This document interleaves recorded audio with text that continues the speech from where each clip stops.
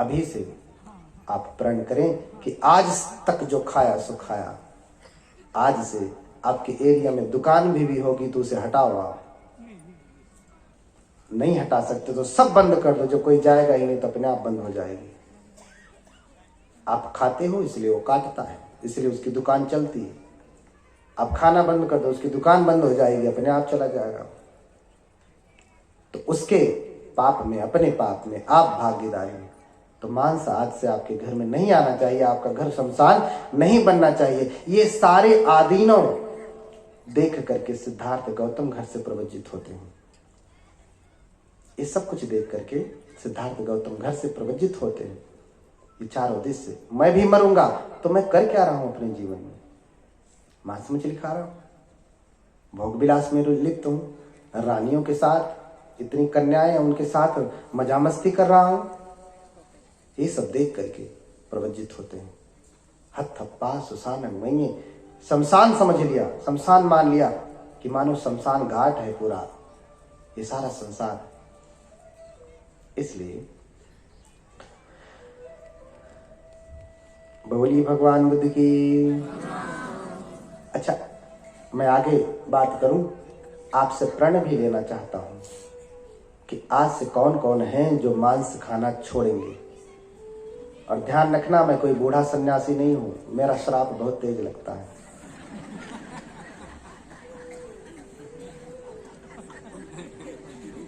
क्योंकि इस जवान ने कभी किसी को दुख नहीं दिया, और इस जबान से जब भी मैं गाया हूं तो बुद्ध का वचन ही गाया हूं, कभी संगीत ये वो नहीं गाया हूं। जानते हैं किसी की वाणी कब सिद्ध होती है? साधु संत बोलते हैं तो उनकी वाणियां सिद्ध हो जाती हैं। क्यों? क्यों? बुद्ध कहते हैं इसे सत्य क्रिया कहा, इसलिए सिद्ध होती है कि इस वाणी से झूठ चुगली बकवास कटु वचन न बोलिए। इस वाणी से, इस मुंह से कुछ ऐसा कार्य न करिए जिससे दूसरों को तकलीफ होवे, किसी को कष्ट देने वाला ना काम न करिए, तो ये अपने आप वाणी सिद्ध हो जाएगी। झूठ न बोलिए, चुगली न करिए, बकवास न करिए, कटु वचन न बोलिए। जब भी बोलिए, बुद्ध कहते हैं सन्निपतितानं भिक्खवे द्वयं करणीयं अर्यो व तुम्ही भाव धर्मी कथावा। जब भी आप इकट्ठा होते हैं तो दो ही काम करना। इकट्ठा है, आप भी सुने क्या करना है। बहुत लोग इकट्ठा हैं, हम तो तीन ही हैं, आप ज्यादा हैं। जब भी आप इकट्ठा होए तो दो ही काम करना। ध्यान से सुनिए, अभी भी दूसरा काम कर रहे हैं। दो काम करना, आर्यो व तुम्ही भाव, या तो चुप रहना, आर्य मौन रहना। आर्य मौन का मतलब, मौन तो मुख से होता है, आर्य मौन शरीर से, वाणी से, मन से, तीनों से मौन हो जाए। कभी कभी क्या होता है, लड़के लड़कियां होते हैं, बोलते नहीं, मम्मी इधर है, पापा उधर है, वो उधर खड़ी है, इधर खड़ा है, कैसे बतियाए? तो आंखों से बातें होती। अब तो और चीज हो गया, इधर से इधर बातें होती हैं। ये मौन नहीं है। कभी कभी आंखों से बात होती, कभी कभी इशारों से बात होती। तो मौखिक, लिखित और सांकेतिक, ये तीन भाषाएं हैं। किसी भी भाषा से आपको नहीं बोलना, सब भाषाओं से चुप हो जाना, सारे माध्यमों से चुप हो जाना। न तो मुख से बोलना है, न तो लिख करके मैसेज नहीं करना, चिट्ठी नहीं भेजना है, न तो ऐसे टाइप करके चिट्ठी नहीं, टेक्स्ट मैसेज नहीं करना है, और ना तो इशारे से कहना है। इसलिए आर्य मौन। तो सन्निपतितानं भिक्खवे द्वयं करणीयं, दो काम करना, या तो आर्य मौन रखना, चुप हो जाना, एकदम से चुप हो जाना, या फिर धम्मी कथावा, धर्म की कथा करना, धर्म की बात बोलना। धम्मी कथावा, देखो फिर से कथा शब्द आया, बनते कथा के बारे में कितना बात कर रहे हैं। ये सूत्र है, सन्निपतितानं भिक्खवे द्वयं करणीयं अर्यो व तुम्ही भावो धम्मी कथावा। तो बुद्ध जब भी अपनी बात शुरू करते हैं तो पहले दान कथा से शुरू करते हैं। दान कथा, शील कथा, सग्ग कथा, भोगानंग आदीनव कथा, आकार संकिलेश कथा, नेखम्म कथा, निब्बाण कथा, कितनी सारी कथा सुनोगे आप। जब त्रिपिटक पढ़ेंगे तब तो कथा मिलेगी। पढ़ेंगे ही नहीं तो कथा कहाँ से, उसका दर्शन कहाँ से? अरे रास्ते पे आएंगे ही नहीं तो पांडाल दिखेगा? कहेंगे अरे नहीं, दान भूमि पे कोई टेंट वेंट नहीं लगा, कोई कार्यक्रम नहीं चला। अरे भैया पहले आओ देखो तो सही, आओगे तब तो टेंट दिखेगा। पहले त्रिपिटक के पास आओ, देखो, पढ़ो, तब तो कथा शब्द मिलेगा। ऐसे ही अरे कथा होता नहीं बहुत धर्म। भंते जी बड़ा अच्छा समझाया। भंते जी बड़े ज्ञानी हैं, हमारे बड़े प्रिय हैं। भले ही मैं सन्यास में, उपसंपदा में इनसे श्रेष्ठ हूँ, लेकिन भंते उम्र से ही हमसे बड़े हैं, अनुभव से भी हमसे बड़े हैं, ज्ञान विद्या में भी हमसे बड़े हैं, सारी चीज़ों में ये हमसे बड़े हैं। बहुत सारे प्रश्नों का जो है जब हमें उत्तर समझ में नहीं आता है तो ये भंते मार्गदर्शन करते हैं। ये मुझे बिठा दिया है, मैं इनसे बड़ा हूँ इसलिए मुझे ऊंचा बिठाया। हाँ, मेरा सम्मान करते हैं, गुरु भाव करते हैं। ये इनका बड़प्पन है, ना कि मेरा बड़प्पन कि मैं ऊंचे पे बैठा हूँ। ऊंचा पे इन्होंने बिठाया, ये इनका बड़प्पन है। तो ये कोई सामान्य व्यक्ति नहीं है, ये दिव्य विभूति है।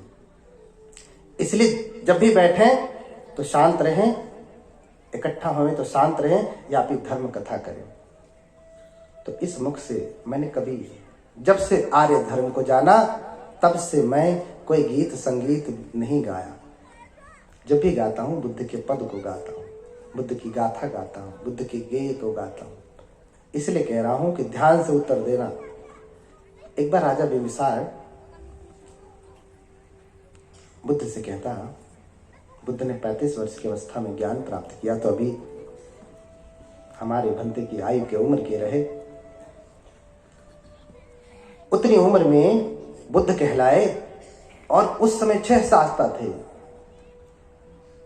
अजित केस कंबली, मक्खली कुसाल, पूरन कश्यप, पकुद कच्चान, संजय वेलट्ठी पुत्र, ये 6 शास्ता रहे जो उम्र में 80 वर्ष से अधिक थे। तो राजा बिम्बिसार कहता है कि आप अपने आप को बुद्ध कहते हैं, ज्ञानी कहते हैं, लेकिन ऐसा लगता नहीं। क्यों? क्योंकि ये जो 6 शास्ता हैं ये तो उम्र में भी अधिक हैं, इनके बाल पक चुके हैं, इनके बाल पक चुके हैं। इतने दिनों से इन्होंने सन्यास धर्म का पालन किया है, ऐसा लगता है कि ये व्रती हैं, तपी हैं, इनके पास कोई ज्ञान का खजाना है। आप तो अभी नए नए ही प्रवजित हुए हैं, 6-7 साल हुआ है, 6-7 वर्ष हुए हैं, और आप अपने आप को बुद्ध कहते हो, लगता नहीं। बुद्ध कहते हैं, महाराज बुद्ध बड़े अनूठे हैं।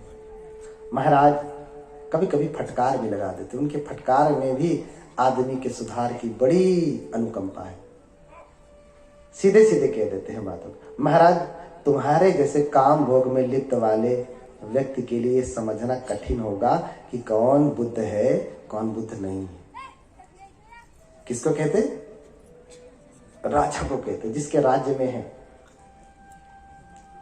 उसको कहते कि तुम्हारे जैसे काम भोग में लिप्त रहने वाले व्यक्ति के लिए यह समझ पाना कि कौन बुद्ध है कौन नहीं, इतना आसान नहीं। कम से कम तुम्हारे जैसे व्यक्ति को ऐसे व्यक्तियों के शरण में 6 महीने रहना चाहिए, तब तुम समझ पाओ। राजन, 4 चीजें कभी छोटी नहीं होती। अग्गी खो महाराजो, अग्गी खो महाराजो, उर्गो खो महाराजो, खत्तियो खो महाराजो, भिक्षु खो महाराजो, दहरा तो नौन्या तब्बा। राजन, ये 4 चीजें छोटी नहीं होती। कौन सी 4 चीज? अग्नि कभी छोटी नहीं होती, ऐसे समझ करके व्यवहार नहीं करना चाहिए, क्योंकि एक छोटी सी चिंगारी पूरे जंगल को जला देती है। जंगल में आग कैसे लगती थी? कोई जानवर दौड़ा, एक पत्थर उसके पैर से टकराया, जाके दूसरे पे गिरा, चिंगारी निकली, और एक पत्ती सूखी पकड़ी, दूसरी तीसरी। जंगल में तो कभी झाड़ू लगता नहीं, एक पत्ती से दूसरी तीसरी करके सारा जंगल धू धू करके जल जाता है। इसलिए अग्नि को कभी छोटा समझ करके व्यवहार नहीं करना चाहिए। आपके यहाँ आग लगती है तो क्या बहुत बड़ा आग का गोला गिरता है तो आग लगती है? नहीं, छोटी सी चिंगारी ही तो आग लगाती है। उर्गो खो महाराजो, सांप को कभी छोटा समझ करके व्यवहार नहीं करना चाहिए। क्यों? क्योंकि अच्छा, अजगर में ज्यादा विष होता है कि कोबरे में? अजगर 50 बार काटे, 100 बार काटे, कुछ नहीं होगा। चुभेगा, दर्द होगा, घाव होगा, फिर मरहम लगाए, ठीक हो जाए।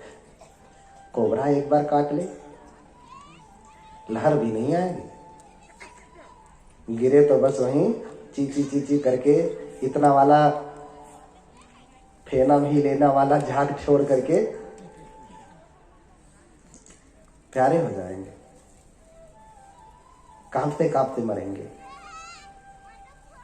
तो सांप छोटा है, उरग छोटा है, ऐसा समझ के व्यवहार नहीं करना चाहिए। क्यों? क्योंकि विष तो सबसे अधिक छोटे वाले सांप में ही होती है। खत्तियों को महाराजो, खत्ती का अर्थ होता है राजा। उस समय क्षत्रिय ही राजा हुआ करते थे, इसलिए खत्ती का। राजा को कभी छोटा समझ करके व्यवहार नहीं करना चाहिए कि कम उम्र का राजा है, 18 साल का राजा है, 20 साल का राजा है, 80 साल का राजा होता तो ज्यादा अच्छा होता। अरे 80 साल का राजा गलती होने के बाद अगर सुनवाई के लिए जाएंगे तो कम से कम वो उचित अनुचित का विचार भी करेगा, पूरी आपकी केस फाइल देखेगा। 18-20 साल का लड़का, उसके अंदर तो गर्मी, अच्छा इसने ऐसा किया, मार डालो, काट डालो, फांसी पे लटका दो। वो सोचेगा विचारेगा नहीं कौन ज्यादा खतरनाक है। और सामर्थ्यवान भी है, उसके भीतर ऊर्जा है, जिसको चाहे काट पीट करके तरकारी बना सकता है, सामर्थ्यवान है। इसलिए राजा छोटा है ऐसे समझ के जिस दिन आपने व्यवहार किया कि अरे ये तो 20 साल का राजा है, 18 साल का राजा, ये मेरा क्या कर लेगा। वो राजपद पे है, राजा की गद्दी पे आसीन है, उम्र दराज से कहीं ज्यादा सामर्थ्यवान है, आपका नुकसान ज्यादा कर सकता है। बूढ़ा वाला सोचेगा विचारेगा, कम उम्र वाला है तो ज्यादा सोचेगा विचारेगा नहीं, सीधे मारो काटो ढालो वाला। देख लो ना, आपका बेटा है, जरा सा कुछ बात हुई तो चलो, एक दोस्त को कोई मारा तो अच्छा उसने पूरा गैंग इकट्ठा हो जाए। बूढ़े बुजुर्गों में कुछ हुआ तो सोचेंगे, समझेंगे, ये वो बहुत कुछ बातें, और मामला सलट जाता है। हर दिन घर में लड़ाई झगड़े की खबर आती, कौन कराता, बूढ़ा कि जवान? इसलिए छोटा है ऐसा समझ के व्यवहार नहीं करना चाहिए। अंत में कहा भिक्षुक हो महाराजो, दहरा तो नौया तब्बा। भिक्षु कम उम्र का है, छोटा है, दहर है, ऐसा समझ करके व्यवहार नहीं करना चाहिए। क्यों? क्योंकि कम उम्र का व्यक्ति, कम उम्र का भिक्षु अधिक उम्र वाले से कहीं अधिक सामर्थ्यवान और तपस्वी होता है।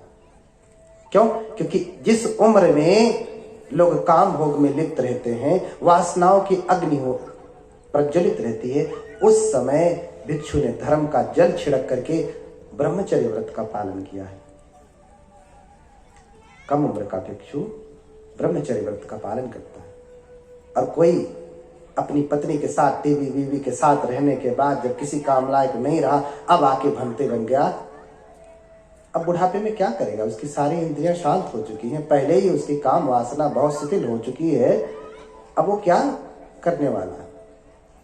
उसकी अग्नि इतनी सी है, और जवान व्यक्ति की काम अग्नि पूरे जंगल जैसी है। तो कोई छोटी दूर में लगी हुई अग्नि को बुझा दे, वो बड़ा है कि पूरी जंगल में लगी हुई अग्नि को बुझावे, वो बड़ा है? कौन बड़ा? इस पांडाल में आग लग जाए उसको बुझा दे, वो बड़ा कि पूरे वर्धा में आग लग जाए उसको बुझाए, वो बड़ा? जो पूरे वर्धा में आग लग जाए उसको बुझाए, वो बड़ा ना। ऐसे ही जवान व्यक्ति के भीतर काम की पूरी अग्नि चलती है, बुढ़ापे में नहीं चलती। वो पांडाल जितनी बड़ी, जवान में पूरे वर्धा जितनी बड़ी। और ऐसे जवान रहते हुए भी उसने शुद्ध रूप से अगर ब्रह्मचर्य का पालन करके, धर्म का पालन करके ब्रह्मचर्य का पालन किया है, तो वो बूढ़े भिक्षु से कहीं ज्यादा सामर्थ्यवान और शक्तिशाली है। उसके पढ़ने में बूढ़े व्यक्ति से कहीं ज्यादा सामर्थ्य है। इसलिए राजन, भिक्षु छोटा है, कम उम्र का है, ऐसा समझ के व्यवहार नहीं करना चाहिए। बोलिए भगवान बुद्ध की। अब फिर से मैं पूछता हूं, ज्यादा बैकग्राउंड नहीं बनाऊंगा, फिर से पूछता हूं, मुझे अभी वचन देना पड़ेगा कि कौन ऐसा है आज के बाद से दूध दही के लिए नहीं कहूंगा, अपने से छोड़े तो बहुत आशीर्वाद नहीं छोड़े तो अगला बार में छोड़ने के लिए मंगल कामना, लेकिन मांस मछली तो अभी बंद होना चाहिए। तो हाथ उठाएं कि कौन है जो आज से ही पानातिपाता वेरमणि का पालन करेंगे कि हम हत्या नहीं करेंगे, ना करने के किसी कारण को जन्म देंगे। मांस खाना भी हत्या को अप्रत्यक्ष रूप से प्रोत्साहन है। और विशेष रूप से अष्टमंगलम के मेंबर जिन्होंने कथा सुना है, हाथ उठाओ, क्योंकि कथा का आप श्रवण कर रहे हैं। हाथ उठाएं मेरे सामने। मैं फिर से कह रहा हूं, और अकेले ही इतने सारे लोग हैं।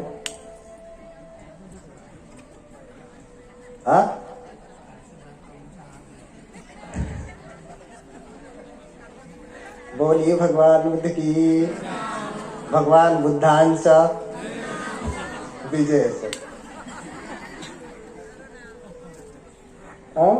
करुणास। और फिर से मैं कह रहा हूं, यहाँ ये बनते बूढ़े हैं, मैं बूढ़ा हूं कि इधर बूढ़े हैं, कि उधर दो बैठे हैं, कौन बूढ़ा है? यहाँ 4-5 जवान बनते ही हैं।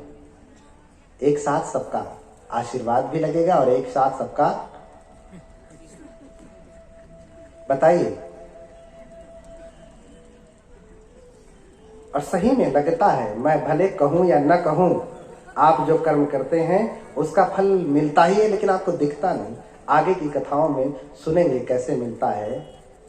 इसीलिए मैं कह रहा हूं, चरित्र भगवान का सुनना बहुत, आपके जीवन में कैसे मिलता है आपको पता भी नहीं, आपको एहसास भी नहीं होता। अच्छा, ये कर्म किया था इसलिए ऐसा हुआ। तो हाथ उठाएं, हाथ उठाएं कि कौन आज से प्रण कर रहा है कि मांस मछली नहीं खाएगा। कम से कम आप अपना जिम्मेवारी लीजिए। पति खाते हैं, पत्नी खाती है, उसकी बात छोड़िए, बच्चे खाते हैं, उसकी बात छोड़िए। आप अपनी जिम्मेदारी लीजिए कि आप नहीं खाएंगे। हाथ उठाएं। और जो नहीं उठाएंगे उसके लिए भी उठाइए हाथ। बस इतने कम लोग?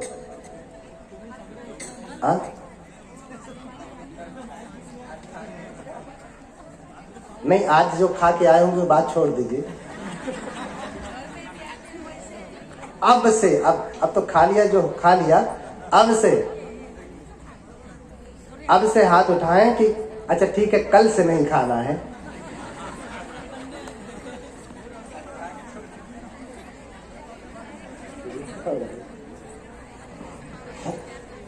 हाथ उठाए, एक बार फिर से बोले भगवान बुद्ध की। नहीं हाथ उठाएंगे, ये तो जबरदस्ती गलती हो जाएगी, जानबूझ की गलती हो जाएगी।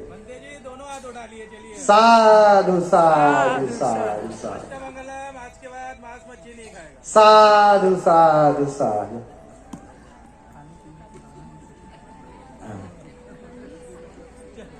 हाथ उठाए। अष्टमंगलम ने अपना प्रण ले लिया। ये बहुत ही अच्छी बात है कि ये कथा इनके जीवन में सार्थक हुई। आप हाथ उठाइए, आप भी सुन रहे हैं। पीछे वाले ज्यादा पढ़े लिखे लोग तो पहले उठाएं, कम पढ़े लिखे को समझ में नहीं आया होगा। जो कम से कम नौकरी पेशे वाले हैं उनको तो हाथ उठाना ही चाहिए। हाथ उठाएं।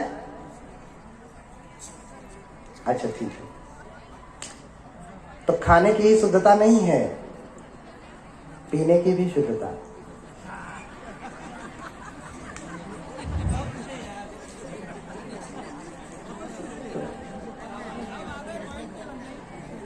पिबत शराब जमावत जुआ, जियत न जाने हुआ। बुद्ध क्या कह रहे हैं? पहले अभी मांस मछली छोड़ना है, धीरे धीरे सब काम छोड़ना है। धीरे धीरे रे मना धीरे ही सब होए।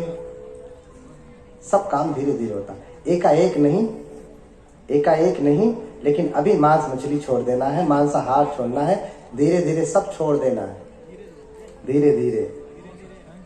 अब अभी छोड़ दे तो कहना ही क्या, सहसा।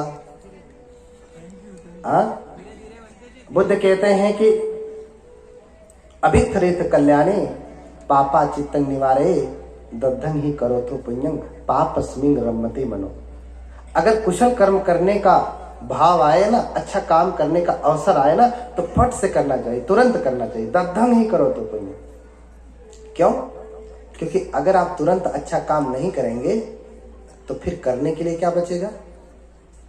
अगर अच्छा नहीं करते हैं तो फिर करने के लिए क्या बचा? बुरा ना। अगर आप सच नहीं बोलते हैं तो बोलने के लिए क्या बचा? झूठ ही बचा ना। अगर दिन नहीं है तो बचा क्या? रात ही बची ना। इसलिए अगर आप अच्छा, आपके मन में विचार आया तो तुरंत उसे करना चाहिए, करने का संकल्प लेना चाहिए। जैसे अष्टमंगलम ने अभी लिया है कि आज से हम मांस मछली नहीं खाएंगे। आप में से भी बहुत लोगों ने लिया है कि हम मांस मछली नहीं खाएंगे। बहुत लोगों का दिल बड़ा घबरा रहा होगा, ले लूं को कहीं खाते पीते समय भी बड़ा, पीते समय तो और दिल घबराता है। प्रण ले लिया कि आप अब से नहीं पीऊंगा। तो जैसे शाम ढलती है दिल भी ढलता है उसका। दोपहर ठीक रहता है, फिर दोपहर को विचार आता आज तो प्रण लिया, अब से नहीं पीऊंगा। ठीक है, जैसे 1 बजता है, अच्छा 2 बजता है, 3 बजता है, तो कहता कि अच्छा पीऊं कि ना पीऊं। एक आध बार पी लेने में क्या दोष है, फिर कल से छोड़ दूंगा। शाम को पीऊं, बहुत शाम होने लगती है, तब उसका मन और घबराने लगता है कि अरे अब तो समय हो गया, पीऊं कि ना पीऊं। अच्छा आज पी लेता हूं, कल से नहीं पीऊंगा। ये दिन हमेशा उसके लिए चलता रहता है। क्यों? क्योंकि उसका संकल्प दृढ़ नहीं है। पीऊं कि ना पीऊं, पीऊं कि ना पीऊं, अंत में पी लेता है। और फिर पी लेता है तो कुछ लोग हैं संयम में पीते हैं, ना वो भी पीना मैं अच्छा नहीं कहूंगा, लेकिन उनसे तो अच्छा है जो बिना संयम के पीते हैं। मिलिट्री में शराब दी जाती है, ठीक है, उस शराब में मादकता कम होती है। और शराब एक प्रकार से एथिल एल्कोहल है जो ऊर्जा का बहुत बड़ा स्रोत है। अगर उसे ऊर्जा के रूप में, एनर्जी के लिए आप इस्तेमाल कर रहे हैं, सेना में इस्तेमाल किया जा रहा है, हालांकि ये भी उचित नहीं है, लेकिन ठीक है, अभी सेना को मजबूत रखना है, देश को बचाना है, तो इस हेतु से वो ठीक है। और ये भी सच है, लेकिन समवर्ती सत्य है, परमार्थ में ठीक नहीं। परमार्थ में, समवर्ती सत्य में क्रिकेट खेलना ठीक है, परमार्थ सत्य में ठीक नहीं। समवर्ती सत्य में नाचना गाना ठीक है, परमार्थ सत्य में नाचना गाना ठीक नहीं है। 2 सच है ना। द्वै सत्यानाम समवर्तित्य बुद्धानम धर्म देशना लोक समवर्ती सत्यम सत्यम च परमार्थता। 2 सच हैं जिसे आश्रय करके बुद्ध उपदेश देते हैं। एक समवर्ती सत्य है, लौकिक सत्य है, कन्वेंशनल ट्रुथ है। एक परमार्थ सत्य है, अल्टीमेट ट्रुथ है। तो 2 सच क्या है? जैसे क्रिकेट खेलना, जब भारत पाकिस्तान हुए तो पूरा भारत, पूरा पाकिस्तान बैठ करके क्रिकेट देखता है। क्या ये सच नहीं है? सच है, ये सच है। इसे असत्य नहीं कहा जा सकता, सच है, लेकिन ये परमार्थ सत्य नहीं है। अगर ये परमार्थ सत्य होता तो बुद्ध भी खेलते ना क्रिकेट, संत कबीर खेलते, संत रैदास खेलते, नहीं खेले। नहीं खेले। नाचना भी सच है लौकिक जीवन के लिए, जब तक गृहस्थ में है, ये सब गृहस्थी के लिए ठीक है, लेकिन परमार्थ सत्य में, परमार्थ जगत में जितना बढ़ते जाएंगे ये सच नहीं, फिर इससे ऊपर उठना पड़ता है, परमार्थ सत्य की ओर जाना पड़ता है। इसलिए धीरे धीरे सब चीजों को, जितनी भी बुरी बातें हैं उसे त्यागना है, जैसा कि अष्टमंगलम ने निर्णय लिया। तो आगे हम चलेंगे कि सिद्धार्थ गौतम ने इतना बड़ा आदीनो देख करके, सारी बुराइयां देख करके सन्मार्ग पे लगने के लिए, अब तक तो लौकिक जीवन जी रहे थे, समवर्ती सत्य में जी रहे थे, अब परमार्थ सत्य में जीने का उनका समय आया। ये सब लौकिक सच है। परमार्थ सत्य क्या है? ये जो लौकिक चीजें हैं उनसे निवृत्ति पा लेना। इसलिए 4 दृश्यों को देख करके वो घर से प्रवज्जित होते हैं, संन्यास लेते हैं और तप करने लगते हैं। तब करते हैं। मन संतचंग नहारु अट्ठिंग अट्ठि मिज्जंग हदयंग शरीरंग शुष्यतु उपशिष्यतु, तब करने लगते हैं। त्वचा सूख जाती है, मांस सूख जाता है, रक्त सूख जाता है, सब कुछ सूख जाता है, अंग प्रत्यंग उनका विकल हो जाता है। बहुत कठोर तपस्या करते हैं। कभी आम खा करके रहने लगते। पहले तो दिन में 2 बार खाते थे, फिर 1 बार खाने लगे, और वो भी छोड़ करके 2 दिन में 1 बार खाने लगे। चक्र प्रथम मह ले ही आहारा, रात दिवस मह एक ही बारा, रात दिन में 1 बार लेने लगे। चक्र अपर मह 2 दिन माही, एक ही बार तपोधर का है, 1 ही बार खाने लगे। 3 4 पुनि 6 दिन बीचे, ले ही आहार उदर अतिरिक्त। हेलो हेलो हेलो हेलो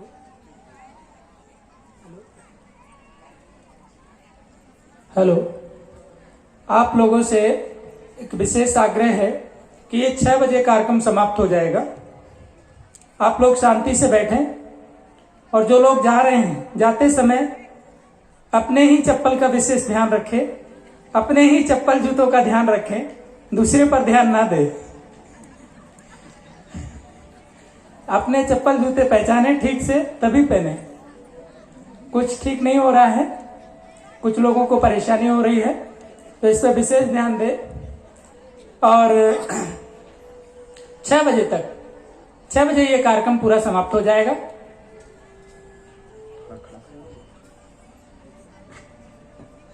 नहीं बैठा जा रहा ना, थोड़ा खड़ा हो जाइए।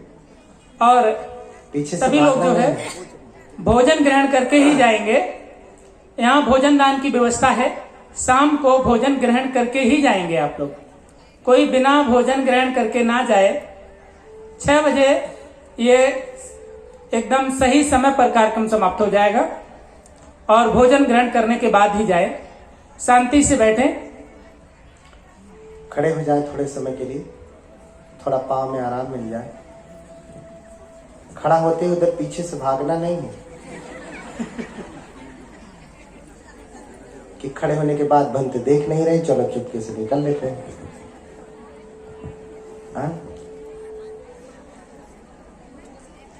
बोलिए भगवान बुद्ध की, भगवान बुद्ध की। हाँ, थोड़ा आराम दे दीजिए शरीर को, पाँव को आराम दे दीजिए, और खड़े खड़े ही सुनते रहिए जब तक खड़े हैं। अभी समझाया कि इकट्ठा होते हैं तो 2 ही काम करना है, लेकिन कौन सुनेगा? हाँ, बुद्ध की बात से ज्यादा महत्वपूर्ण आपकी बात है। हाँ, बड़ा नुकसान हो जाएगा अगर बात नहीं करेंगे। आपस में बातें ना करें।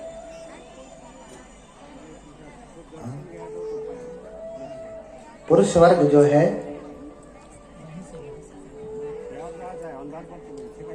वो देखिए शांतिपूर्वक अपना परिचय दे रहा है। इधर वाला उपासिका वाला वर्ग आपस में बातें शुरू हुई। बोलिए भगवान बुद्ध की। अच्छा, बैठ जाए सभी लोग, बैठ जाइए।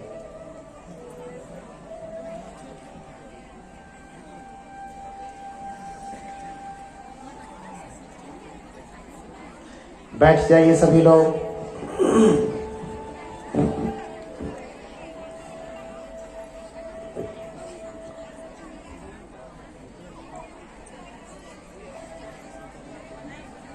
उपासिकाएं बैठ जाएं।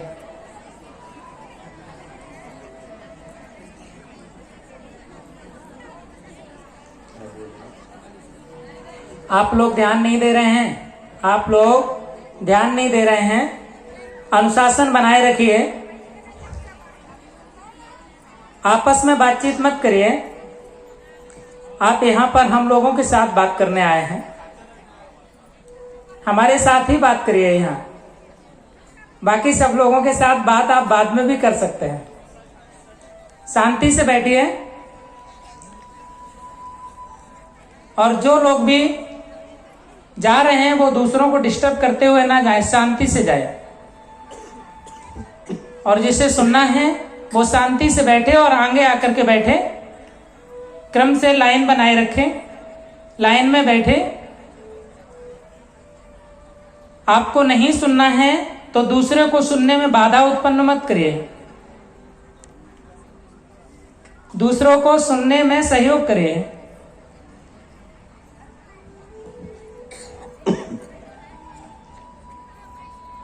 बोलिए भगवान बुद्ध की, थोड़ा जोर से बोलिए भगवान बुद्ध की।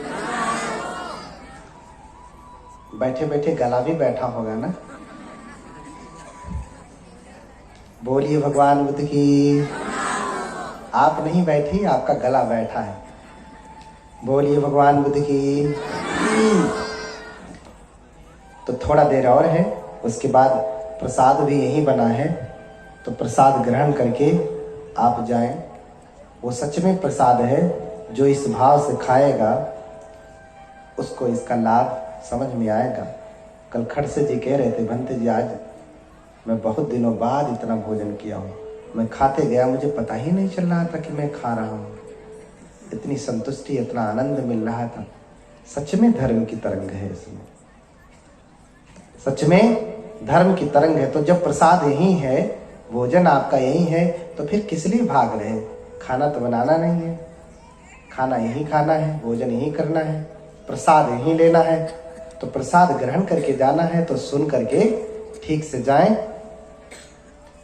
तो मैं बता रहा था कि बुद्ध बनने से पहले तपश्चर्याएं हैं, तपश्चर्या कर रहे हैं, खाना छोड़ देते हैं, 2 बार खाते हैं, फिर 1 बार खाते हैं, कि 2 दिन में 1 बार खाते हैं, फिर 4-5 दिन में 1 बार खाते हैं, फिर भोजन ही त्याग देते हैं, फल खा के रहने लगते हैं। कभी आम खाते हैं, कछु दिन आम तो कछु दिन छेही, कभी आम खाते हैं, कभी एक केला खा के रहने लगते हैं। नित्य एक फल ले ही न दोई, वो भी एक ही खाते हैं, 2 नहीं खाते हैं। तो कभी एक चना चबा के रहते हैं, प्रतिदिन एक चनक चबाई, कभी कभी एक चना चबा के रहते हैं। नित्य एक तिल खाही बहुरी, कभी एक तिल खा के रहते हैं। हाँ, तो कभी पानी पी करके रहते हैं, पानी उछारी पवन पर रही, कभी कभी पानी पी के रहते, तो पानी भी छोड़ दिया, हवा पी के रहने लगे। मात्र सांस जा रही है शरीर में और कुछ नहीं जा रहा।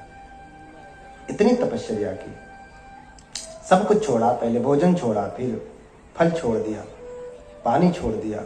अब मात्र शरीर में, उनके पेट में क्या जा रही है? हवा। हवा खा करके रह रहे हैं, हवा पी के रह रहे हैं। इतनी तपस्या किया और उनका शरीर पूरी तरीके से सूख गया। सूख करके इतना सूखा कि जब वो अपने पेट पे हाथ लगाते तो पीछे की रीढ़ की हड्डी पकड़ में आती। इतना तप किया। और यहाँ तो आदमी का इतना बड़ा पेट है, यहाँ हाथ लगाए अपनी पीठ तक नहीं मल पाते। हाँ, नहाते हैं तो अपना पीठ भी रगड़ नहीं पाते। ऐसा है,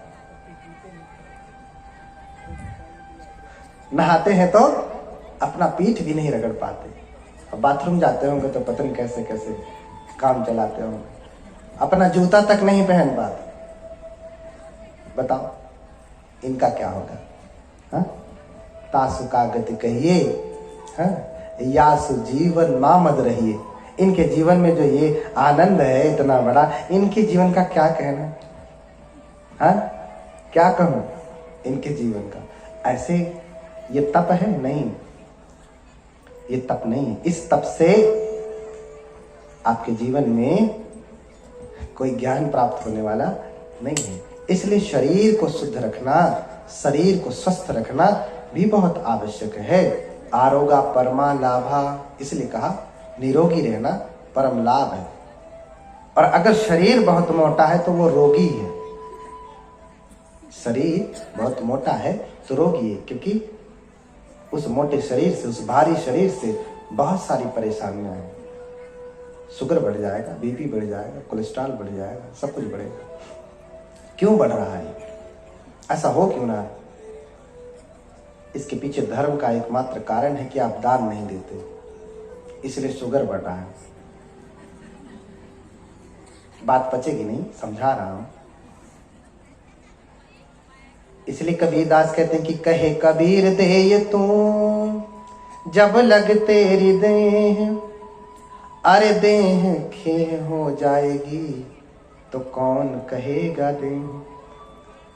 कबीर कह रहे हैं कि जब तक देह है तब तक दो, दान दो। क्यों? क्योंकि दान नहीं दोगे तो ये खे हो जाएगी, नष्ट हो जाएगी, तो इसको कौन देह कहेगा। देना कैसे?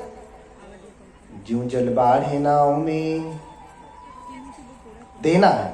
बीमारी क्यों बढ़ रही है बता रहा हूं। ज्यों जल बाढ़े नाव में घर में बाढ़े दाम, ज्यों जल बाढ़े नाव में। अच्छा, कभी देखा है कि कोई किसान आदमी उसका कोलेस्ट्रॉल बढ़ गया, दिन भर खेत में काम करता है।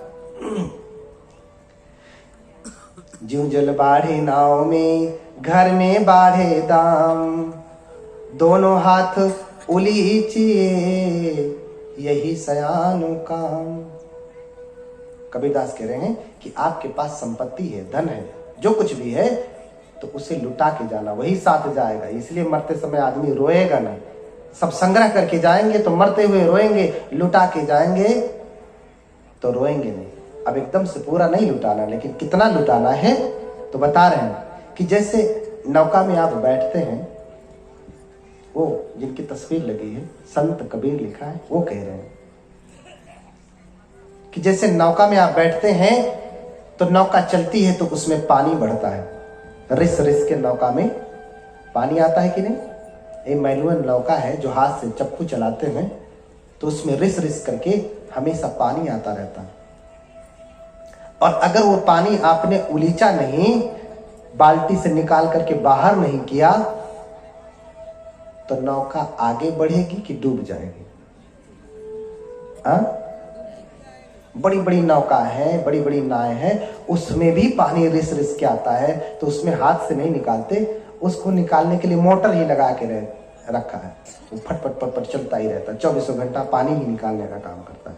वो दे ही रहा है 24 घंटा, पानी निकाल ही रहा, खाली ही कर रहा, उधर भर रहा है, इधर वो खाली कर रहा। लेकिन मैनुअल नौका में, जो छोटी नौका है, धीरे धीरे पानी भरता है, इसलिए कुछ दूर जाने के बाद उसे खाली करना पड़ता है, फिर जाता है, फिर खाली करना पड़ता है। तो कबीरदास कहते हैं कि ज्यों जल बाढ़े नाव में, अगर नौका से पानी नहीं खाली करेंगे तो नौका डूब जाएगी। ऐसे ही आपके घर में क्या बढ़ रहा है? घर में बाढ़े दाम, दाम बढ़ रहा है, पैसा बढ़ रहा है, दौलत बढ़ रही है। बढ़ना किसे कहा? धन कितना रहना चाहिए? तो कबीरदास कहते हैं कि साईं इतना दीजिए जामे कुटुंब समाए, मैं भी भूखा ना रहूं और साधु न भूखा जाए। धन इतना होना चाहिए कि हम अपना भरण पोषण कर लें, बच्चों का भरण पोषण कर लें और दूसरों का भी भरण पोषण करें। साधु संत आए तो उनको भी भोजन पानी मिलता रहे, इतना धन होना चाहिए। उससे अतिरिक्त धन का क्या करेंगे आप? वो भोग में ही लगेगा, ऊट पटांग के काम में ही लगेगा। अधिक धन हो जाएगा तो देखो ना, बड़े बड़े लोग हैं, बहुत धन कमाते हैं तो कंपनी स्वयं भेजती, जाओ बैंकॉक पटाया। बैंकॉक में जाके क्या करेगा? क्या करेगा? पत्नी छोड़ के बैंकॉक में जाते हैं, क्या करेगा? क्योंकि अधिक धन बढ़ा तो ऊट पटांग में ही जाएगा, उसे आप ट्रिप कहते हैं। कभी कभी अच्छा होता है, ऐसा नहीं, लेकिन हमेशा अच्छा नहीं होता है। और अगर आपके घर में दाम बढ़ा तो उसे उलीचिए, उसे निकालिए, उसे दान करिए। अगर आप दान नहीं करेंगे तो जैसे पानी बढ़ रहा है नौका डुबो देगा, ऐसे घर में दाम बढ़ा आपकी जिंदगी की नैया डुबो देगा, डूबेगी नैया, डूब रही है। अधिक संग्रह करने से हानि ही है, धार्मिक रूप से हानि है, शारीरिक रूप से हानि है। उत्तर से समझाता हूं। अच्छा, शुगर किसको होता है? किसको शुगर हुआ? डायबिटीज किसको हुआ? जिसके भीतर शुगर का संग्रह अधिक हो गया, उसने उसको उलीचा नहीं, उसको खत्म नहीं किया। इतनी मिठाई खा ली और बैठा है कुर्सी तोड़ रहा है। अरे जाके पत्थर तोड़ता, हल चलाता, कुर्सी तोड़ रहा है। और जब बढ़ेगा, बढ़ता जाएगा, अभी इतना खाया वो पचा, शरीर में गया। हाँ, ज्यादा हमको कैलोरी की आवश्यकता नहीं होती एक दिन में, और यहाँ कई कई हजार कैलोरी ले रहा। तो 1000 कैलोरी एक दिन में अगर खर्चा हुई तो भी 1500, 2000, 4000 कितनी सारे कैलोरी आदमी की बची ही रह जाती। तो आज खाया मिठाई इतना सा एक थाली, कल खाएगा इतना एक थाली, परसों नरसों हर दिन खाता रहेगा, फिर क्या होगा? इतना संग्रह होगा तो शुगर नहीं होगा। तो खाया अगर उतना संग्रह किया तो उसे खत्म भी करना है। ये धर्म का सिद्धांत है, इसीलिए दान दिलवाया जाता है। अरे जो बाहरी धन खर्चा नहीं कर सकता वो आंतरिक धन क्या खर्चा करेगा? बाहर रखा पैसा नहीं दे सकता है तो बैंक में जमा तिजोरी में जो कई सेफ लगा करके रखा है वो कैसे देगा? नहीं देगा। और नहीं देगा तो उसी के लिए दुखदाई होगा। कोलेस्ट्रॉल क्यों बढ़ जा रहा भैया? क्यों यूरिक एसिड बढ़ जा रहा? क्यों ये सब सारी बीमारियां बढ़ जा रही? इसलिए कहें कबीर दे तू जब लग तेरी देह, जब तक आपकी देह है तब तक दान करना चाहिए आपको। अगर आप दान नहीं करते तो देह खेह हो जाएगी, शुगर हो जाएगा, कोलेस्ट्रॉल बढ़ जाएगा, बीपी बढ़ जाएगी, ये बढ़ जाएगा, वो बढ़ जाएगा, सब बढ़ जाएगा। तो कौन कहेगा दें किस लायक रहेगी आपकी?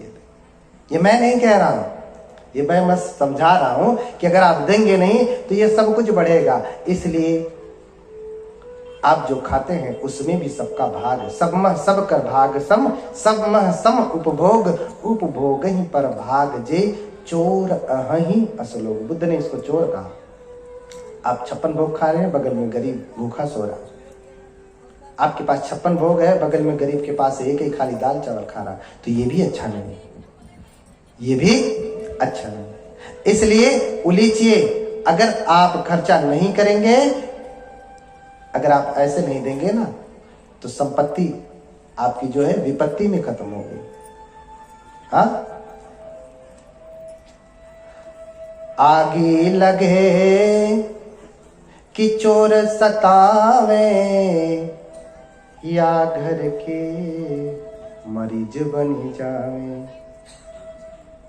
धन जो संग्रह किया है, आगे लगे कि चोर सतावे, या घर के मरीज बनी जावे। धन जो संग्रह किया है या तो आग लग के नष्ट हो जाएगी, या फिर घर में कोई ना कोई एक मरीज बना ही रहेगा, हमेशा उसकी दवाई में पैसा। ऐसा कौन सा घर है जिस घर में मरीज नहीं है? बताओ। ऐसा कोई घर हाथ उठा ले जिस घर में मरीज नहीं है? आगे लगे कि चोर सतावे, या घर के मरीज बन जावे। हाँ, उस घर में मरीज हो जाते हैं लोग। अब ऐसा कोई घर नहीं मिलेगा जिस घर में मरीज ना हो। अब कोई अकेला होगा, स्वस्थ होगा तो बात अलग है। हाँ, वो भी तो कभी बीमार पड़ेगा, और जब बीमार पड़ेगा तो मरीज को तो भोजन भी देने वाला मिल जा रहा, उसको तो वो भी कोई नहीं मिलेगा। हाँ, राजा डांड लेत बुनी जबही, अधर्म धनु आवत नर जबही। टैक्स लग जाता, अधिक बढ़ता है तो टैक्स लगने लगता है, अधिक टैक्सेशन हो जाता है। हाँ, राजा तो कर उसेलने लगते हैं, चोर चुरा ले जाते हैं, बहुत कुछ होता है। और ऐसा धन खर्चा कैसा होता है? अधर्म के धन, अधर्म के धन कैसे जाई, जैसे कुंजर कैथा खाई। हाथी को देखा आपने? एक कैथा फल होता है, ऐसा गोल सा बेल जैसा होता है। जब आप दान नहीं करते हैं तो धन आपका कैसे खर्चा होता है, ये बता रहे हैं कि धन कैसे खर्चा होता है।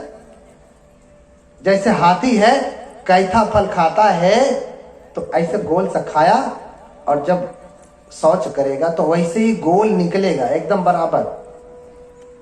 लेकिन जब खाया और जब निकाला, निकालने के बाद अगर आप उसे तोड़ेंगे तो उसके भीतर कुछ नहीं रहता। अजीब है, अभी तक वैज्ञानिक भी पता नहीं लगा पाए कि हाथी कैथा फल खाता है, खा गया, निगल गया, और फिर शौच के रास्ते बाहर निकाल देता है। बाहर निकालता है, कहीं पे छेद भी नहीं रहता, उस फल में कहीं छेद नहीं था। जैसे अंदर गया वैसे बाहर आया, लेकिन अंदर से उसका जितना भी माल था सब गायब, खत्म, हाथी ने खा लिया, पता ही नहीं चलता। तो अधर्म के धन कैसे जाई, जैसे कुंजर कई था खाई, पता नहीं चलता, अब सारा फल खत्म। ऐसे ही पता नहीं चलेगा कि आपने कितना धन कमाया और कहाँ चला गया। कभी कभी लोग कहते हैं बनते हम लोग इतना कमाते हैं, पता नहीं चलता पैसा जाता कहाँ। ये हाथी की तरह से है, कैथा फल खाने जैसा है, आएगा और जाएगा, पता भी नहीं चलेगा कहाँ से आ रहा है, इतना आ रहा है, जाते समय पता ही नहीं चलेगा गया कहाँ। इसलिए और देने से कभी घटता नहीं, ध्यान दीजिए। कबीरदास आगे समझा रहे हैं, कबीरदास आगे समझा रहे हैं, क्या समझा रहे हैं कि ऋतु बसंत याचक भया, बसंत ऋतु बसंत याचक भया, हरख दिया द्रुमपात, ताते नौ पल्लव भया, दिया दूर नहीं जाए। बसंत ऋतु में क्या होता है? बसंत ऋतु ने याचना की कि हे पेड़ों अपनी पत्तियां मुझे दे दो, और बसंत ऋतु में सारे वृक्षों ने अपनी पत्तियां, सब पत्तियां दे डाली ना, एक भी पत्ती नहीं रहती पेड़ पे। हरख दिया द्रुमपात, वसंत ऋतु ने वृक्षों से याचना की कि हे वृक्ष अपनी समस्त पत्तियां हमें दे दो, तो वृक्षों ने सारी पत्तियां दे डाली, गिरा डाली। बसंत ऋतु में सारे पत्ते झड़ जाते हैं, लेकिन झड़ गए तो क्या नुकसान हुआ? ताते नौ पल्लव भया, जैसे ही दिया नई नई पत्तियां निकल आई, पुरानी दिया तो नई नई निकल आई। इसलिए कबीरदास कहते हैं कि ताते नौ पल्लव भया, दिया दूर नहीं जात। पुरानी दिया तो नई पत्तियां आ गई। ऐसे ही आप देते हैं तो वो कभी भी व्यर्थ नहीं जाता, वो कभी भी व्यर्थ नहीं जाता। देना चाहिए, नया नया आता रहेगा। इसलिए कबीरदास कहते हैं कि दान दिए धन ना घटे, कहे गए दास कबीर। देने से कभी घटता नहीं। और कभी कभी तो कोई मांगने भी आ जाता है तो भी लोग नहीं देते हैं। तो कबीरदास कहते हैं कि सोनर कबीर सोनर मुई रहे जे कछु मांग न जाए, उनते पहले ओ मुई जिन मुख निक सतनाए। मांगने आ गया, कटोरा लेके खड़ा है, अरे दे दो 2, 4, 10, 20 रुपए, थैला भरा है पूरा, लेकिन 1000 की नोट है, 500 की नोट है, कैसे देगा? कहता ना जाओ, नहीं है। कबीरदास कह रहे हैं कि अरे वो तो खुद ही मरा हुआ है जो तुम्हारे पास मांगने के लिए आ गया, लेकिन उससे बड़ा तो वो मरा है जिसके मुंह से निकल रहा है कि नहीं जाओ, नहीं। जिन मुख निकसत नाही, जो कह रहा नहीं है मेरे पास, वो तो उससे भी मरा है। इसलिए आपको जब एक अंतिम पद कह करके अपनी बात विराम दूंगा, समय हो चुका है, आपको जाना भी है। महत्वपूर्ण पद है कि आप चाहते हैं कि आपका सुख बढ़े। प्रश्न किया कि केसंग दिवाचरत्तो च नित्यं पुण्यं पवर्धति, धम्मठ शील संपन्नो के जना पारगामिनो। प्रश्न किया किसी ने बुद्ध से कि किसका पुण्य दिन रात बढ़ता है, किसका पुण्य दिन रात बढ़ता है, और धर्मशील से संपन्न कौन व्यक्ति है जो भवसागर के पार जाता है, के संदेवाचरत्तो च नित्यं पुण्यं प्रवर्धति। किसका दिन रात पुण्य बढ़ता है और कौन भवसागर से पार जाता है? ये प्रश्न किसी ने किया बुद्ध से। बुद्ध उत्तर देते हैं। क्या उत्तर देते हैं? कि किसका पुण्य बढ़ता है दिन रात और कौन भवसागर के पार जाता है? उत्तर दिया कि आराम रूपा। आप क्या करेंगे कि आपका पुण्य बढ़ता रहेगा? किसका पुण्य बढ़ेगा? क्या काम करने वाले व्यक्ति का पुण्य दिन भर रात भर हर दिन बढ़ता है? दिन दूना रात चौगुना बढ़ता है। आराम रोपा वन रोपा ये जना से तुकार का। जो आराम बनवाता है, आराम का अर्थ क्या है? विहार। सबसे पहले क्या कहा भगवान ने? कि जो विहार बनाता है, बुद्ध विहार, आराम उसे कहा जिसमें भिक्षु संघ निवास करते हैं, जिसमें भिक्षु संघ निवास करते हैं, जिसमें रह करके वो शील सदाचार का पालन करते हैं, समाधि का अभ्यास करते हैं।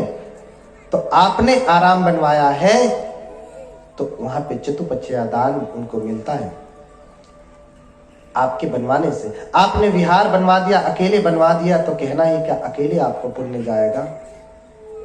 इसलिए जैन धर्म में आपने देखा होगा कि जैन धर्म में ऐसे ग्रुप मिल करके पूरा उनका मंदिर नहीं बनवाता।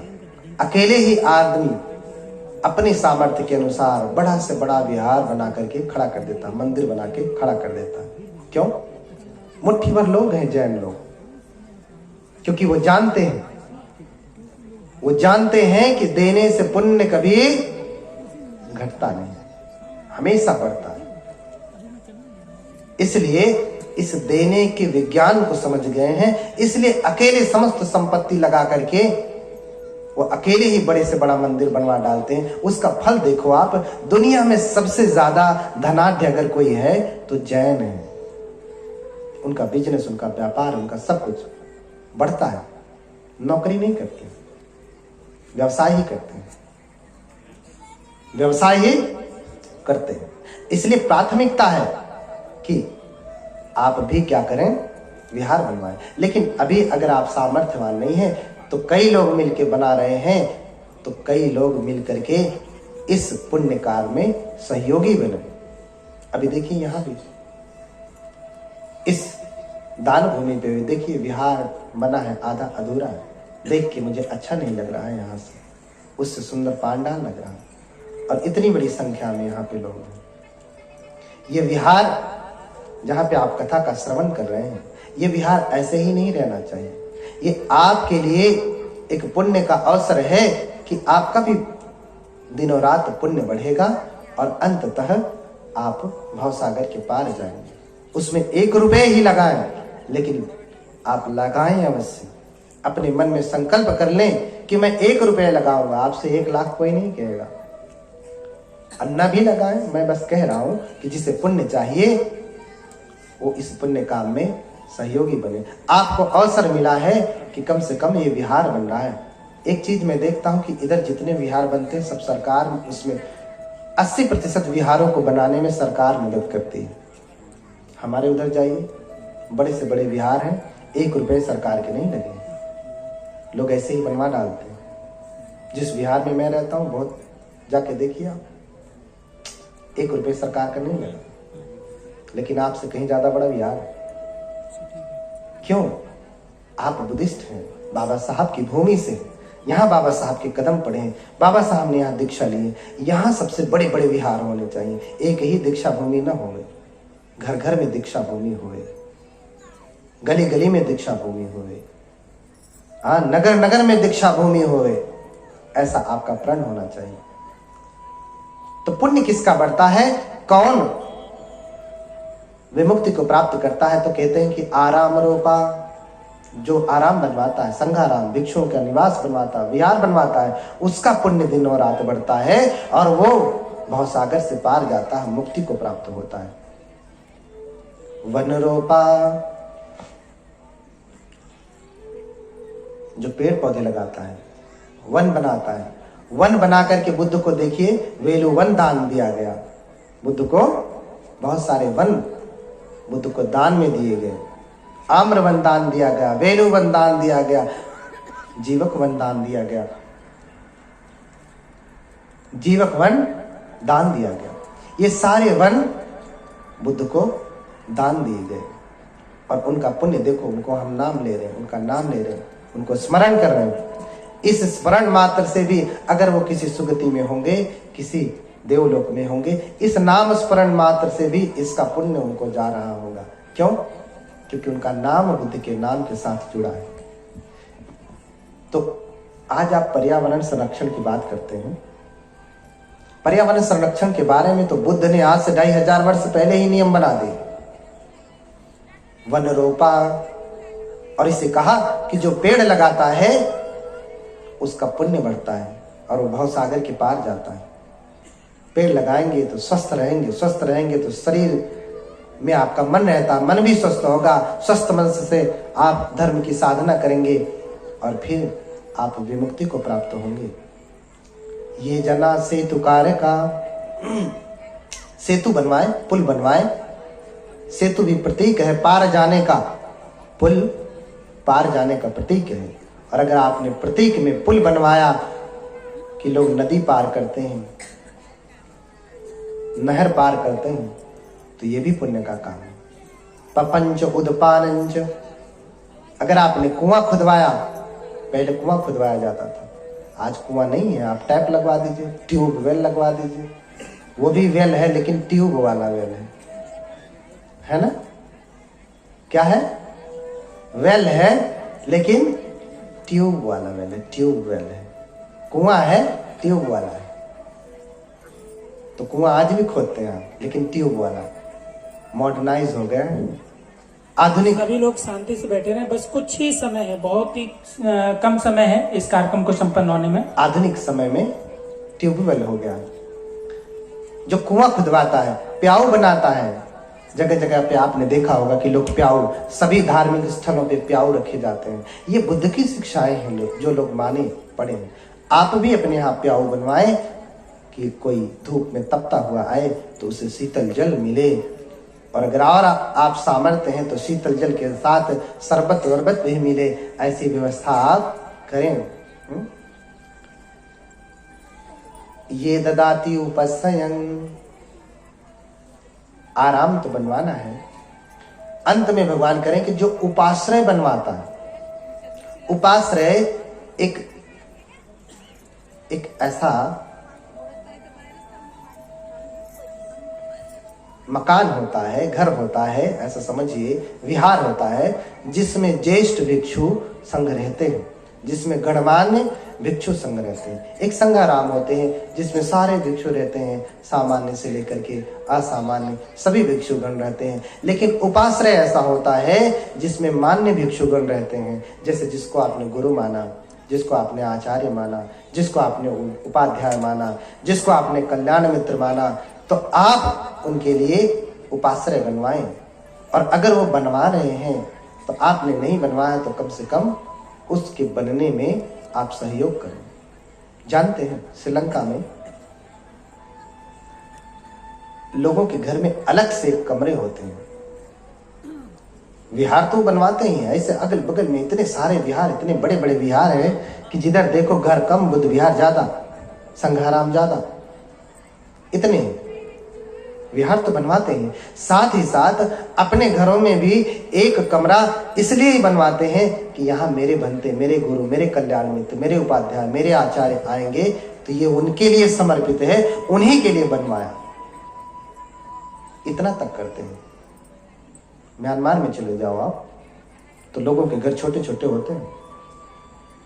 इसलिए मैं कह रहा हूं कि जो बुद्धिज्म मैं आपको बता रहा हूं किताब का ही नहीं है, आंखों से देख करके, रह करके, उनकी संस्कृति समझ करके तब आपसे कह रहा हूं कि नहीं, म्यांमार में उनके घर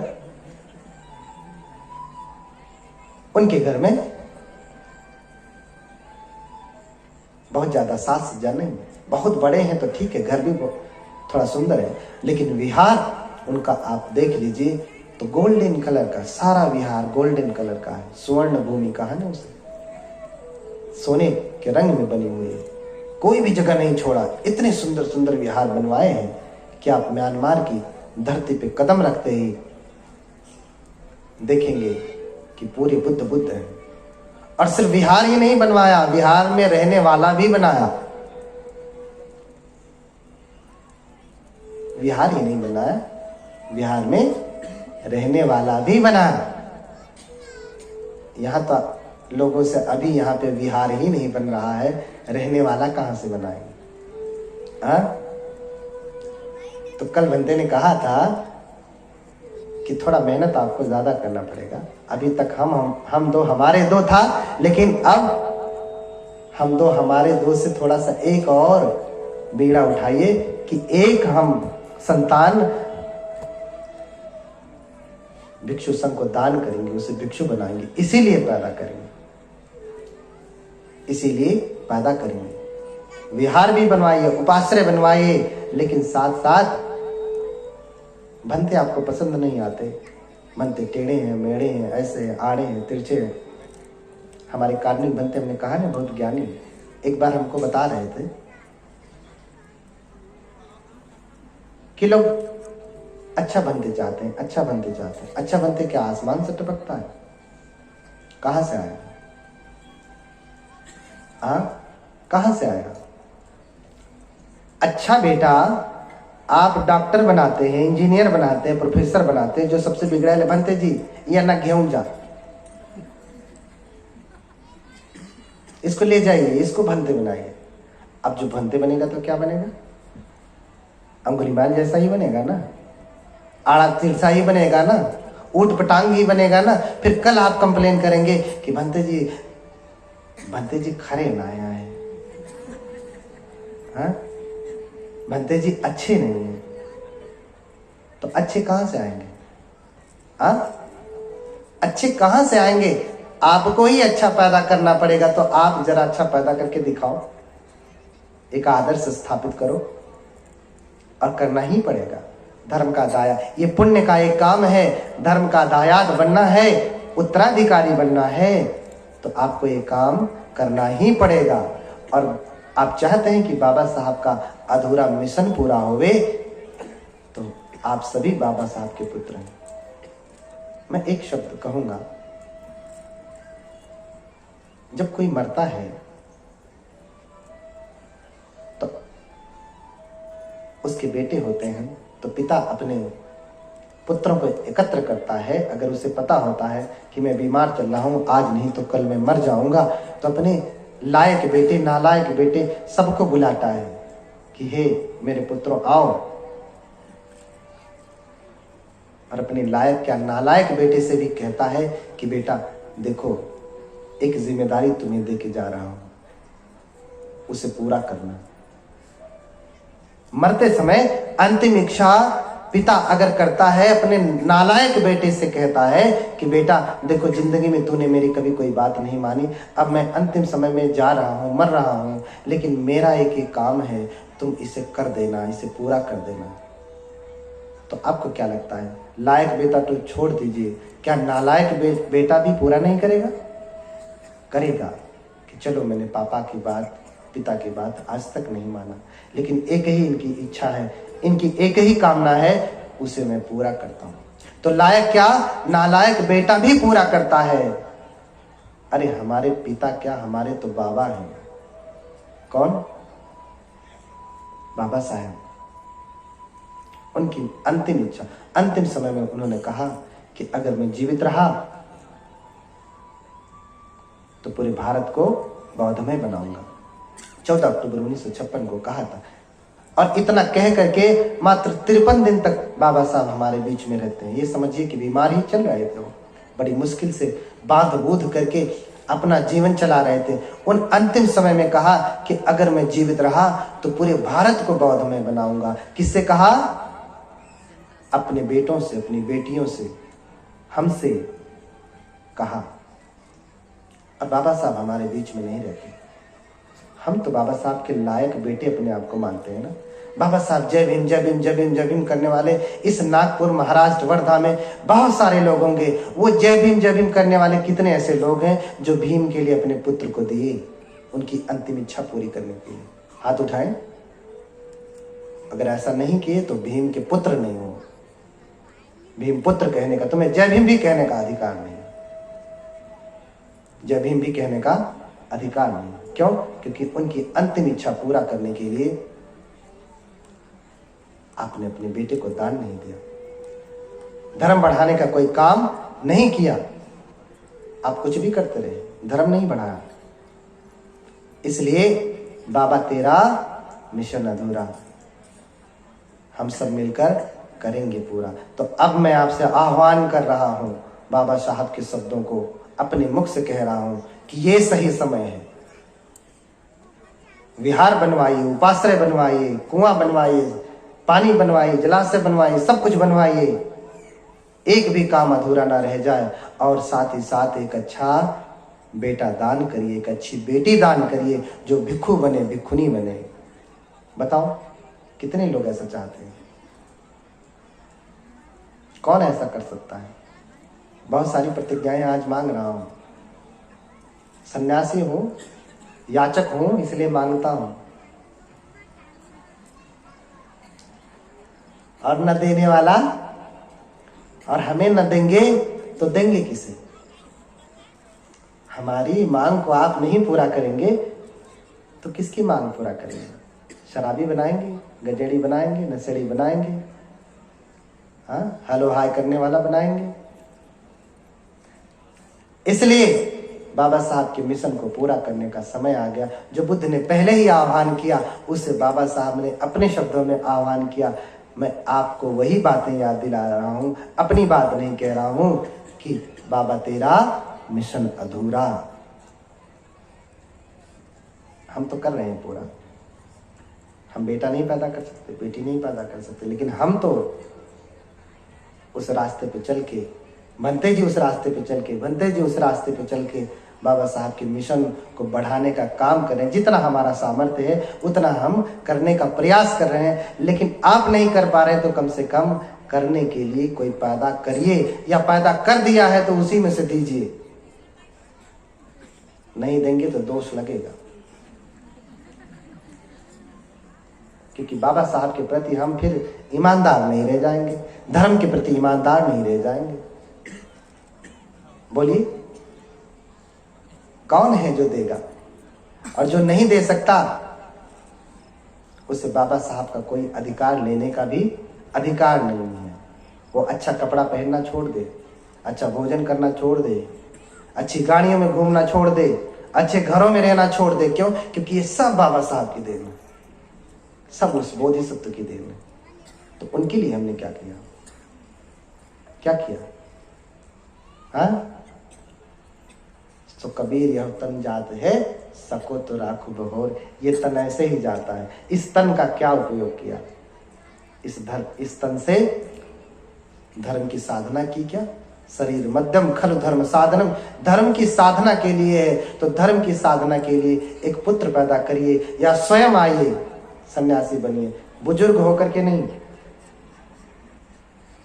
क्योंकि बूढ़े होने के बाद आप भंते बनेंगे तो उतने नियमों को पालन करने में आपको कठिनाई होगी।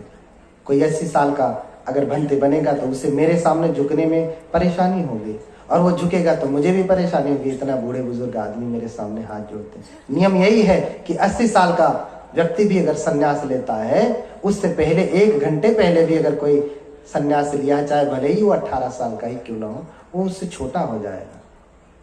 तो उस 80 साल के व्यक्ति को भी प्रणाम करना पड़ेगा। इसलिए उसके लिए मन से भी झुकना कठिन हो जाएगा और तन से भी झुकना कठिन हो जाएगा, सभी प्रकार से कठिन हो जाएगा। इसलिए अभी से प्लान करके एक पैदा करें। पैदा कर दिया है तो उसे दान दें। जैसे आप विहार बना है, ये देखिए विहार खड़ा है, अगली वर्ष तक आप सभी बुद्ध पुत्र हैं, भीम पुत्र हैं, संत कबीर के पुत्र हैं, संत रैदास के पुत्र हैं। ये धरती नागों की भूमि है। नागों की भूमि में आज भी नागों का चैत्य, रामग्राम का चैत्य नागों के द्वारा रक्षित है, उसे खुदाई नहीं की जा सकी। आप नागपुर के नागवंशी बाबा साहब के मिशन को बढ़ाने के लिए क्या कर रहे हैं? तो मैं फिर से दोहरा रहा हूं कि अपनी संपत्ति जिसे आप लुटा सकेंगे धर्मार्थ लोगों के काम के लिए, बाबा साहब के मिशन के लिए, वही संपत्ति आपके साथ जाने वाली है। तो घर घर में दीक्षा भूमि बने, गली गली में दीक्षा भूमि बने, आस पड़ोस में दीक्षा भूमि बने, नगर नगर में, पूरे देश में दीक्षा भूमि बने, और पूरे घर घर में से भिक्षु पैदा होवे, पास पड़ोस से भिक्षु पैदा होवे, शहर नगर से भिक्षु पैदा होवे, तो भंते कारुणिक को यहाँ आने की आवश्यकता ना पड़े, भंते कारुणिक को यहाँ आने की आवश्यकता ना पड़े। आपका पुत्र ही आपका मार्गदर्शक बने, ज्ञानी बने, ऐसी कामना के साथ आपको दान करना ही पड़ेगा, क्योंकि हमने मांग लिया है। अब आप चाहे कहें या ना कहें, देना तो पड़ेगा ही। याचक द्वार पे आ गया है, कबीर वो नर मोहि रहे जे कछु मांगन जाए। अब उनते पहले वो मुझे जिन मुख निकसत ना है, तो हमसे ज्यादा आप मर जाएंगे, ध्यान रखिए। और मैं अपने लिए ही नहीं, ये बाबा साहब का उनकी इच्छा है अंतिम, इसलिए कह रहा हूं। और ये पुण्य का सबसे बड़ा पुण्य का काम है। तो मैं फिर से दोहराता हूं गाथा कि केसंग दिवाचरत्तोच निच्चंग पुण्यं पवर्धति धम्मट सिल्ल संपन्नो के जना पारगामिनो। तो किसका पुण्य दिनों रात बढ़ता है, कौन पार जाता है? तो पार वही जाता है जो उपाश्रय बनवाता है, जो वन बनवाता है, पेड़ लगाता है, प्याऊ बनवाता है, जो उपाश्रय बनवाता है, आराम बनवाता है, भंते बनाता है, तो दायाद बन जाता है, उससे भी ऊंचा। बढ़ता ही नहीं, पूरी कंपनी ही स्थापित हो जाती है पुण्य की, ऐसा समझिए, जहां से बढ़ता रहता है अपने आप। तो इन्हीं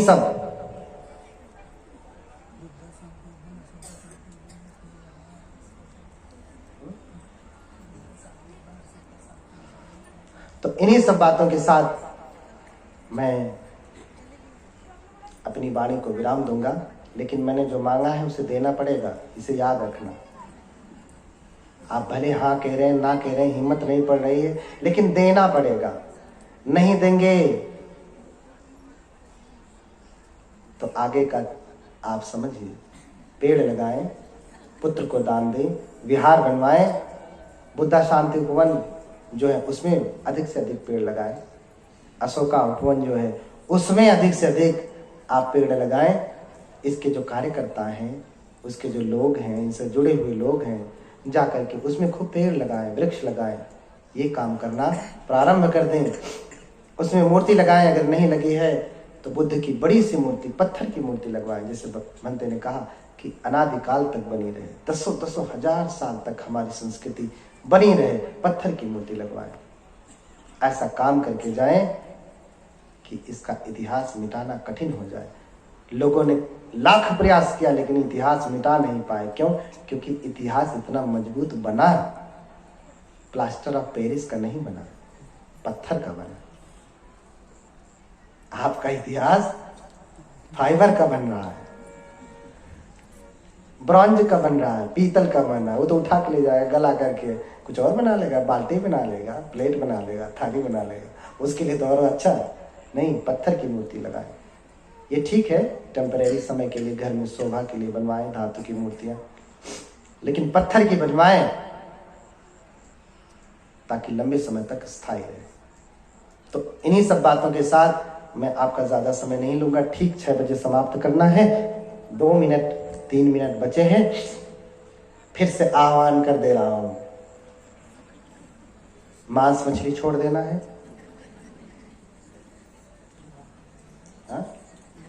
पीना छोड़ देना है। कुछ लोगों ने मांस मछली छोड़ने का प्रण लिया है।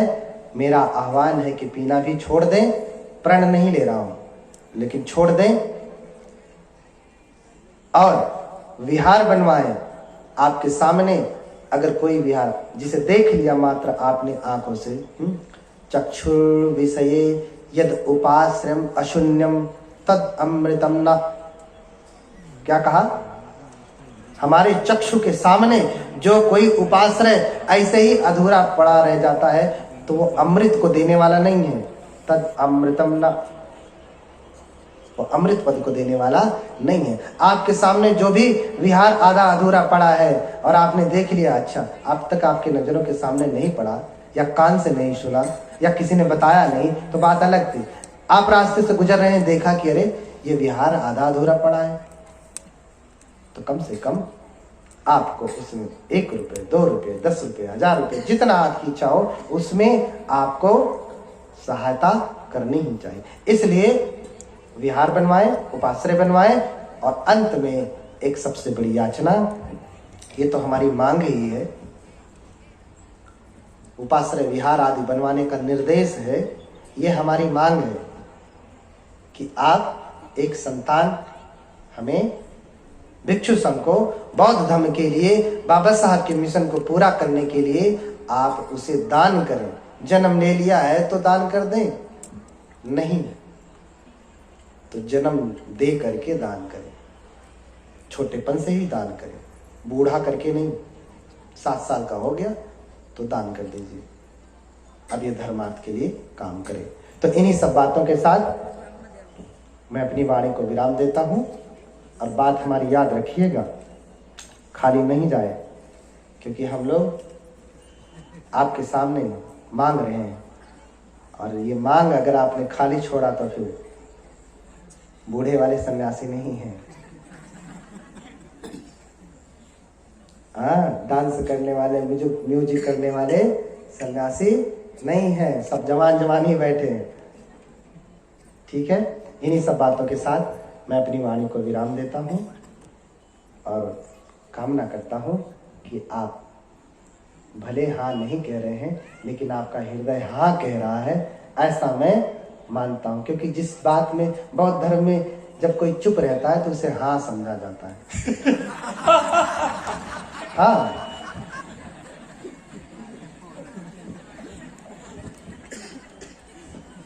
हाँ,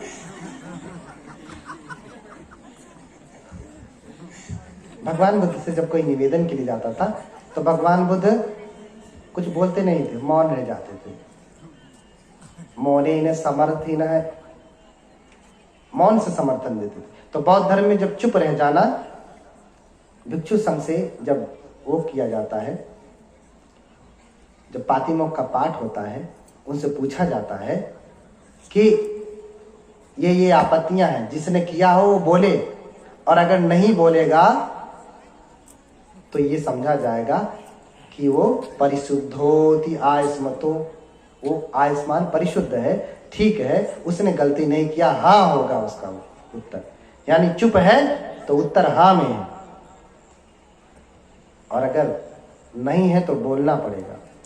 तो मौन आपका हमारे लिए समर्थन है। तो मैं अंत में यही कह रहा हूं कि आप बोल नहीं रहे हैं, इसका मतलब ये आपका मौन समर्थन है। ठीक है, बहुत सारी मंगल कामना।